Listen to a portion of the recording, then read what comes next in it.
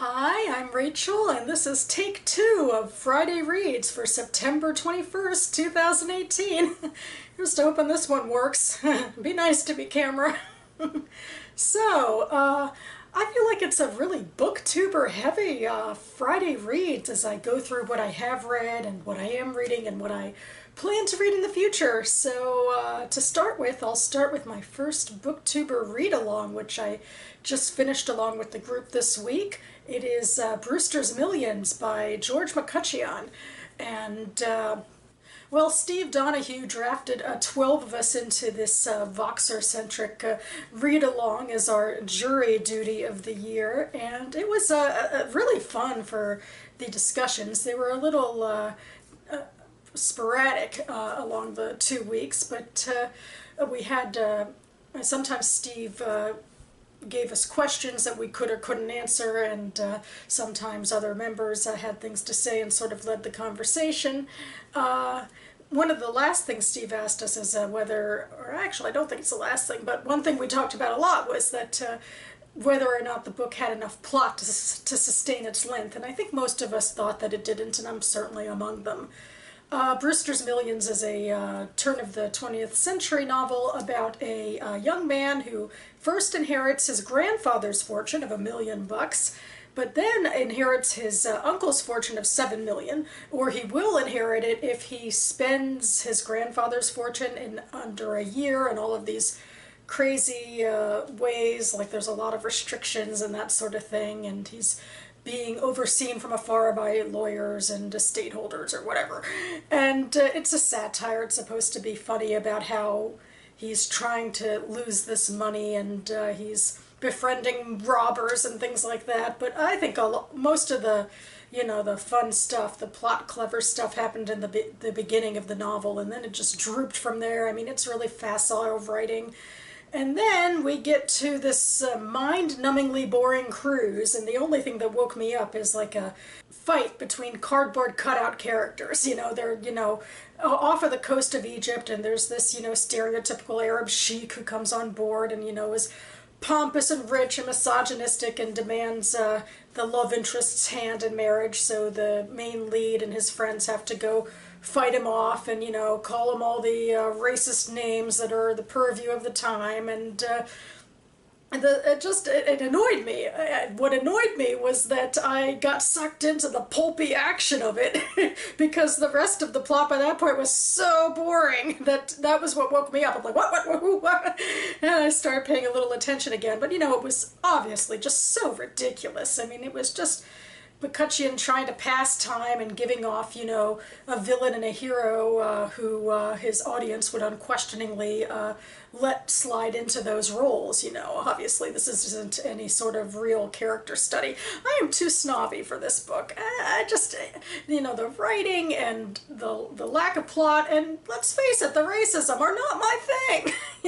So, in terms of the book, I feel very meh about it. But what really stands out to me about this whole experience is talking about it with booktubers. This is my first complex booktuber situation where I'm directly involved in these conversations with people who I've been watching for a while. I don't think it's brought my channel any closer to the center, the coruscant of the booktube world. I'm still very much out on Tatooine, and I don't think that's going to change from the experiences of this chat. But I do hope that this might be the first of more to come of ways for me to interact with the community, and that's what really stuck out to me and made this experience special. So thank you, Steve, for picking me. The next book I finished this month was quite a breath of fresh air because I'd had a couple of meh books before that. But then I finished Ilana C. Myer's Fire Dance. But this isn't Fire Dance. This is Last Song Before Night, which is the first in her high fantasy series. Fire Dance is the second book in it, but I had to return it to the library. I got Last Song Before Night out of the library as well because I thought to myself I could refresh myself, and that would help me with Fire Dance. And indeed, I wish I had the time to read through this beforehand, because I feel like there's really a lot that I forgot about this book, and it would have helped with building up the main character's characterization and remembering where she was and remembering where the magic system was and all of that. But in general, this book, the first book, is an epic quest fantasy. The main character is this girl on the run from an abusive brother. She wants to be a poet in her fantasy world where only men can be poets, but, you know, she wants what she wants.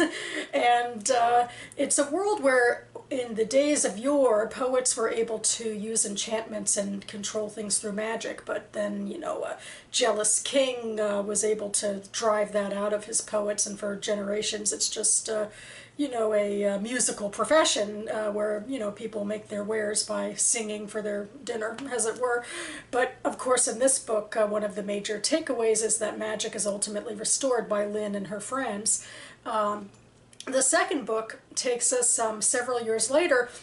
Lynn is a court poet, and she is sent to a neighboring kingdom. They have magical woes of their own, where their villages are being attacked by these nefarious foes who turn the corpses into, like, rotting messes and are not very beatable. And anyway, Lynn has been summoned to help the magicians of that land figure out what's going on. It's a lot less straightforward. You know, we get involved in other plots. I mean, they all coincide with the main issue at hand here, but we get to see other perspectives about what's going on. So I think that part might be a little bit stronger than the traditional quest narrative of this one. But I do think I forgot a lot of great stuff about this book because it was awoken in me in Fire Dance. I mean, the strength of Myers' lyrical writing, the way that she made the specific descriptions of the physical and the metaphysical world just come alive.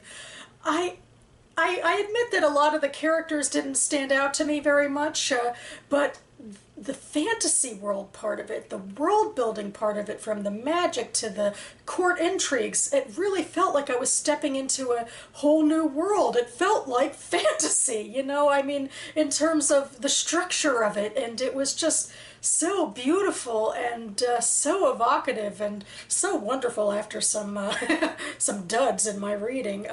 So I really do enjoy the series, and sometime in the future the final book will be coming out. You know, ostensibly they're all, you know, supposed to be standalones, but really I believe they're all parts of a trilogy that hang in together. And the third book will be called The Poet King, so says Ilana Myers' recent blog post, where she said she recently submitted a manuscript to Tor. So I'm really excited and kind of sad to be letting this world go, but I will certainly be reading the third book, and maybe finally getting back to this one and probably needing to reread Fire Dance as well. Now I have some, hopefully, future books to talk about. This is He, She, It by Marge Piercy, and this brings me back to booktuber territory because I first heard about this book a year or so ago, I guess, on Rachel at Colinati's channel, where she described it as Jewish cyberpunk, and I went like, oh, what? And then I put it on my list of Jewish-themed science fiction and fantasy books that I'd want to read for Sci-Fi September, and so here we are. And I have to read from Goodreads because the back of this library book is completely covered. In the middle of the 21st century, life as we know it has changed for all time. Shira Shipman's marriage has broken up, and her young son has been taken away from her by the corporation that runs her zone. So she has returned to Tikva, the Jewish free town where she grew up. There she is welcomed by Malka, the brilliant grandmother who raised her, and meets an extraordinary man who is not a man at all, but a unique cyborg implanted with intelligence, emotions, and the ability to kill.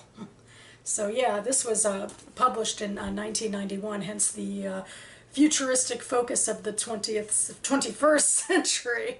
And yeah, we got Jewish home life and cyborgs who can kill and be emotional. I don't know, I think cyborgs with angst like that is pretty common, but I'm all in for this. I want my Jewish cyberpunk. And the next book on my docket harkens to Katie from Books and Things, because I believe it was a friend of hers from her writing class that wrote this. This is The Space Between the Stars by Annie Corlett, and I will read from the flap. All Jamie Allenby ever wanted was space. Even though she wasn't forced to emigrate from Earth, she willingly left the overpopulated, claustrophobic planet. And when a long relationship devolved into silence and suffocating sadness, she found work on a frontier world on the edges of civilization. Then the virus hit. Now Jamie finds herself dreadfully alone, with all that's left of the dead, until a garbled message from Earth gives her hope that someone from her past might still be alive. Soon, Jamie finds other survivors, and their ragtag group will travel through the vast reaches of space, drawn to the promise of a new beginning on Earth. But their dream will pit them against those who desperately cling to the old ways. And Jamie's own journey home will help her close the distance between who she has become and who she is meant to be.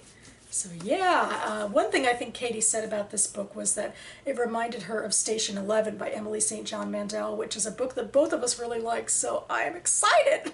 So that about covers it for me now. Well, not really, because I am currently in the middle of a book. This is Palace of Pearls, the stories of Rabbi Nachman of Bratslav, which is retold here by Howard Schwartz, which again harkens to BookTube and Steve Donahue, who graciously sent me this book. And I had hoped to start reading it over high holidays, and indeed I did crack the book on Yom Kippur, so mission kind of accomplished. But actually, I'm only a couple of stories into this, so I don't really have much of an opinion yet, but I am hoping to finish this over the weekend. That being said, I also have another big project I want to finish this weekend. I have one scene that I might want to rewrite for my novella, and then I want to read over it one final time, and then I want to send it off to more people to critique, because that was one of the goals I set for myself in the last quarter of writing, and my quarterly writing video I'll have to film next week. So, getting in close to the deadline here, but that's still getting in, right? So in the meantime, I hope all of you have a wonderful weekend of reading and perhaps writing and perhaps other things. Thanks so much for watching, everyone, and I'll see you next time.